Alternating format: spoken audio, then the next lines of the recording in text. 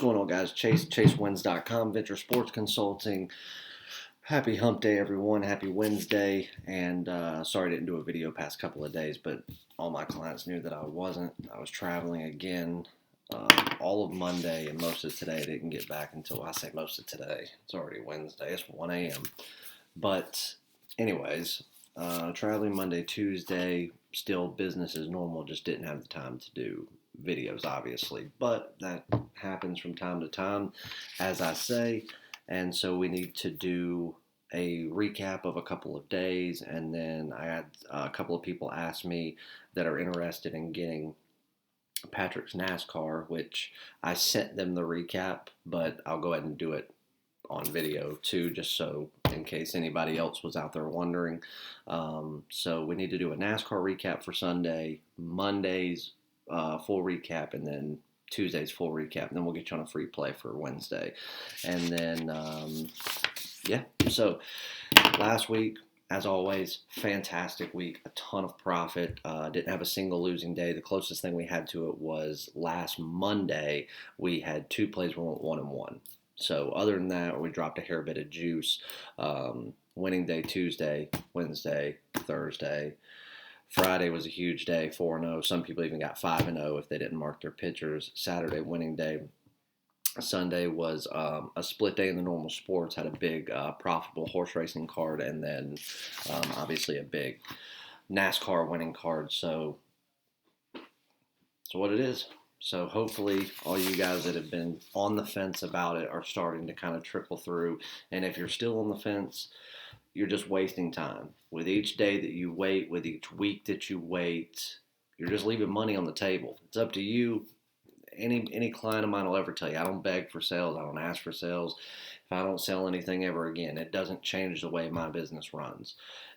So it is what it is. But if you want to make money, ChaseWins.com is where you go. So real quick before we get into the normal recaps, let's do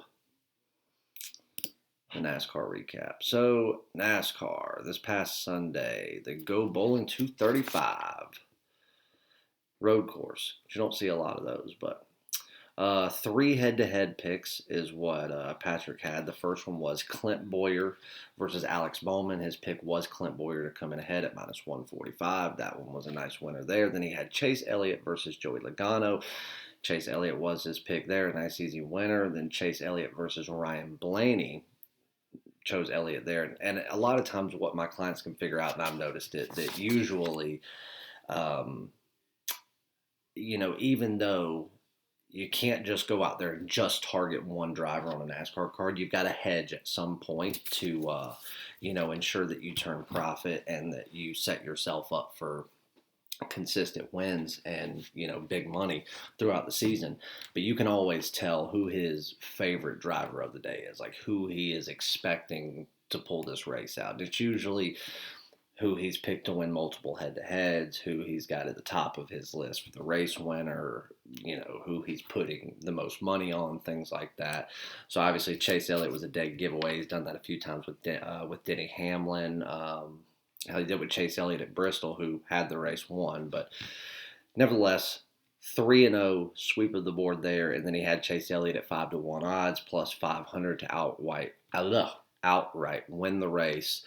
And obviously he came through and won that. So a sweep of the board, going 3-0 in the head-to-heads, and then also having yet another race winner. So there is your NASCAR recap. Now let's do a recap for Monday's plays. So Monday, just yesterday, we're going to still pretend that it's Tuesday. But we had 2 Major League Baseball plays and one NHL game, and then 1 NBA game. So starting off with Major League Baseball, we had the Toronto Blue Jays on the money line minus 130. That was an easy blowout. So a winner there. And then we had the Dodgers on the run line. Now that one was a little chalky. I didn't like the fact that we had to lay $1.60 for it, but a couple of clients even questioned me on that game. For whatever reason, people like Justin Dunn.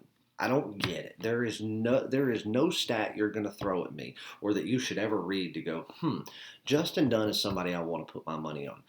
in almost any situation. And against the hottest lineup in baseball, it doesn't make sense to me. I couldn't lay off of it. And again, of course, I was getting chirped throughout the game. And what did the Dodgers do? They're late. They come back. They cover the run line. So it was another winner. So another sweep day in Major League Baseball, as most people expect now. They've become accustomed to. So 2-0 in Major League Baseball. Then we switch over to the NHL. We took the Colorado Avalanche in regulation, minus a half point at minus $1.20. Now, some people ask me this: if you have like a paperhead book or just a local person that you use, they may not give you that minus half point. William Hill will give it to you. Five Dimes will give it to you. My book gives it to you. Any accredited book will have that. Any sports book that you walk into will let you bet that way. If you cannot do that, most of the time you would go with what they call a three-way, which may not give you quite as good of a line, but you're also not laying half point. You're just betting regulation. That's it. This team to win in regulation, period, which there's no difference in it. If it's a tie in regulation and it's going into overtime, then, I mean, it's the same thing. So why they wouldn't offer that minus half point, or why they even offer it, is beyond me. But so a lot of times, like, I know a couple of people text me and said, I can't do the half point, but I can just lay, a three-way and it would be minus 140. I said, well, that's essentially the same bet. You're just having to lay a little bit more. So for all the people that ask me, if your book doesn't offer you to lay that half point to get the better odds, where the better value is, then you can just step up the odds just a little bit, because it won't be much, and you can just do a three-way. So, but the Colorado Avalanche was a blowout. It was an absolute ass kicking, 7-1 winner there. And then we get over to the NBA. It was a little more of a nail biter, but we took the Mavericks and the Clippers under 231 points. And had it not been for the first quarter, which I think 72 or 77 or something points were scored in the first quarter alone.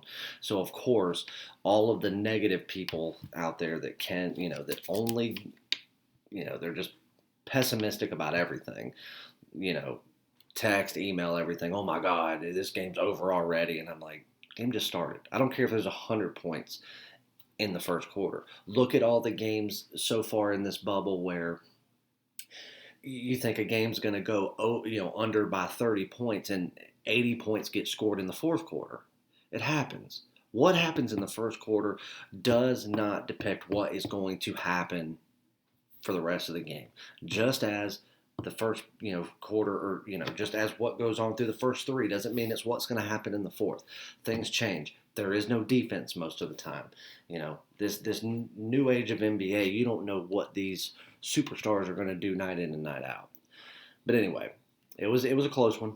We only won it by a couple of points, but it was a winner nonetheless. So a 4-0 clean sweep to start the week. And, if you follow me on Twitter or you saw my YouTube community post, I promised you guys, we haven't had a losing week. I don't plan on it. And as great as last week was, I planned on kicking off the week just the same way. And I don't think I disappointed. 4-0 clean sweep of the board there.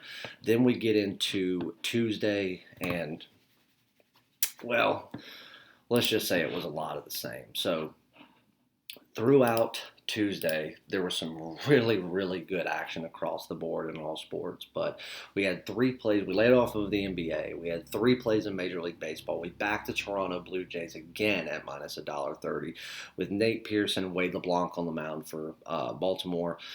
That one was a nice winner. It did go into extra innings, but a winner nonetheless. The Blue Jays had that game. They had it multiple times, and why they kept giving these little soft lobbers down the middle to let, doubles happen.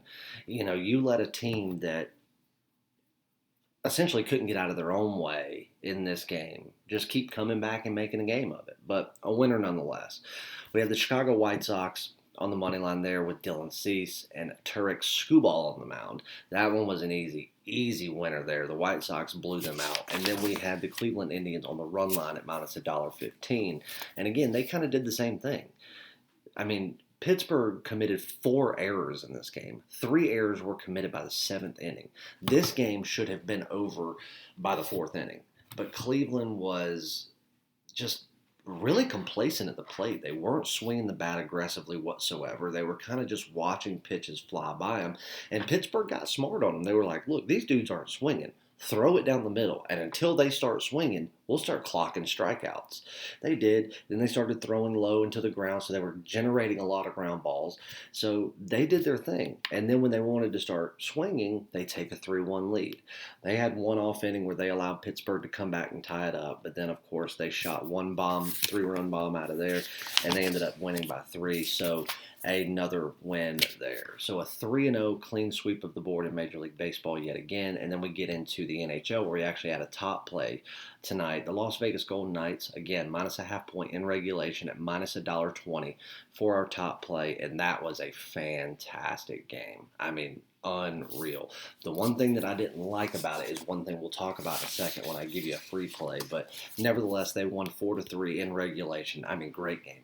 Best hockey game of this, bubble, whatever you want to call it, postseason, play-in rounds, everything that we've had since the return.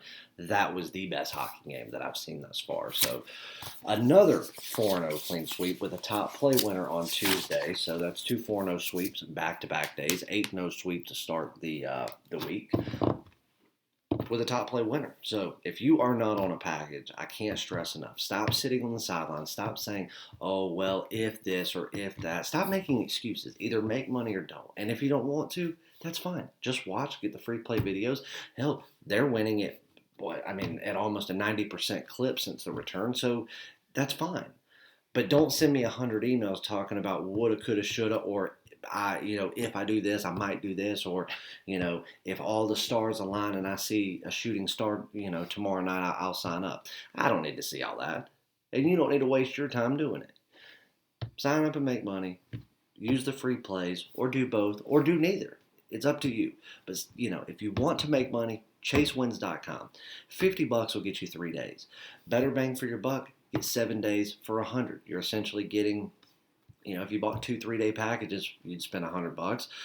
Why not pay $100 and get that extra day for free? And get 7 days.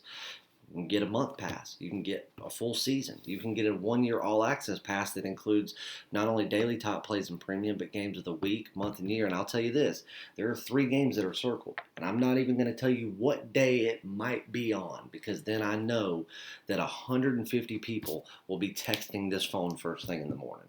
Oh, excuse me. It'll actually be this one, but you get the idea. Because they'll say, oh, you said you might have a game of the week sometime. When is it? So I can get ready. You don't need to get ready. When you get it, place your bet like you would anything else. I don't fall for that.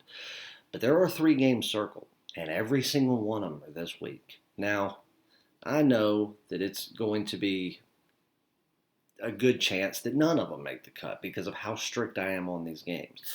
But there's also a good chance that at least one of these makes the cut, and there will be a big game of the week or month at some point this week.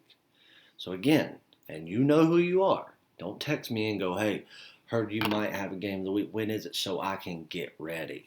You already get all my plays. You're on an all-access membership. You don't need to get ready for nothing. I know what you're trying to do. Anyway, congratulations to everyone. Now let's get on a free play because I am exhausted. I'm going to get a few hours of sleep up at 5 a.m. and on to a big day. Now, depending on how the morning goes, because there is morning action, or not morning action, but early afternoon action. Not saying that I'll have any action in it besides what I'm getting ready to give you now, but there's a lot of work to be done in the morning, but if I get through it quick enough, there will be at least one episode of the scouting report, so we'll do episode 3 there. And then I've been asked for something that I used to do, these little motivational type things that I do, where basically I just tell people to get off their ass and stop being lazy. But I've had a bunch of requests to bring that back. We'll see. I don't know if I've got time at this point because we're ramping Outfielders Anonymous back up. The foundation's kicking off. I mean, there's a ton in the works right now. So anyway, let's get on a free play. And I've had a lot of people ask me for doing an NHL top play. They're like, yeah, you were doing so many back months ago, or an NHL free play, excuse me. And I'm like, well, that was during the regular season, so there was a lot more out there. You can't expect during, the postseason, even though they were play-in tournaments, to, have a ton of NHL action every day. Plus, it's baseball season. Anyway, The Tampa Bay Lightning, and I think they go at noon. I think that's what I just saw, because I just bet this game right before I started this video. Let me just confirm that.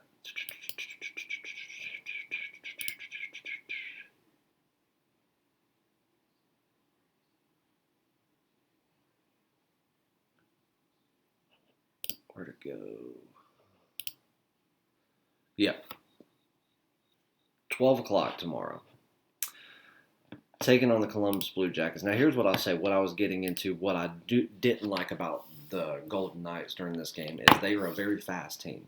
And they are one of those teams that, towards the end of the game, if they have the lead, and it doesn't matter if it's a small lead or a big lead, because tonight they only had the lead one time. They went down 1-0, then they tied it up. Then they went down, or was it, they may have gone down. Yeah, they went down 2-0, and then immediately scored a goal. And then before the second period was over, they scored another goal, so then it was tied up. Or no, then Chicago scored and they bid it up again. It was 3-3 going into the third period. Excuse me. And then early in the third period, they scored that fourth goal.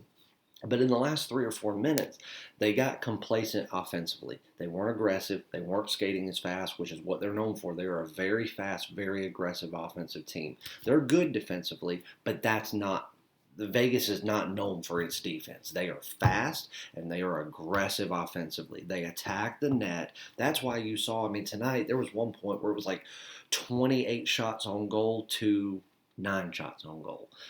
They have those complete mismatches 4 out of every 5 games. And they have all season. They have since they became a franchise. But in the last few minutes, you notice them, they wanted to play keep away more than they wanted to still attack offensively. So it got them out of rhythm. Whereas Chicago is not only playing their defense, but Chicago is still very talented offensively. That duo, that Jonathan Tues, Patrick Kane duo is still amongst the best duos in hockey. Period. It has been since they were Stanley Cup champions in 2015, and it has been. I mean, I think this series was their first playoff win since 16. There's been no question that duo is still amongst the most dominant in hockey. So they're doing their thing. They're having to ramp up how aggressive they are. Again, Vegas just does what they do on defense. But instead of trying to extend that lead, then worry about keep away, they just want to play keep away when they know that if Chicago scores, you're back to tying it up, which with as fast as Chicago is, to be as low ranked as they are, and to have, Tues and Kane, that's not a team you want to be tied with at the end of a game. Go back and look at all of the wins that Chicago has had against far superior teams on paper, or even in the rankings throughout all of 2020, and hell, all of 2019. So the past 2 seasons, it doesn't matter how good the team is or how much better they are. They did it against Tampa Bay quite a few times over the past 2 years. They will eat you at the end of a game. That duo will eat you if you let them be right there with you. So I didn't like that. Now, luckily, they were able to play keep away enough, but it was because of that complacency that when Chicago went to an empty net, they had 5 different opportunities down ice with no goalie to try to get a shot off. Whether it would have been a good shot off or not, they didn't get a true shot off. They got one that kind of went in the vicinity of the net. That was it. So again, it was sort of lucky defense and just, keep away. It was keep away, keep away. You don't want to do that. What you have with Tampa Bay is the same thing. But Tampa Bay versus other teams that are as fast as Vegas, which Tampa Bay is, I would say Tampa Bay is a better team overall. I made my prediction before the season even started that my prediction this year, you can go back and watch it on video. I said it 1,000 times that my prediction was the Tampa Bay Lightning to hoist the Stanley Cup. As far as, you look at your 10 best teams in the NHL, or you look at your 5 best and you say, okay, the Lightning, the Knights, the Bruins, whoever you want to throw in that mix. I think Vegas is the fastest team. I think the Lightning are best overall. And the reason that I think what separates them from a team like the Lightning is they do not get complacent. It's rare. If they go out there and they're up by 3 goals with 3 minutes left, they still attack offensively. Now, granted, they may slow down just a little bit, but that right there is because they have a fantastic coach who understands how to bleed clock, which is not easy to do in hockey because there is no let me just hold the puck.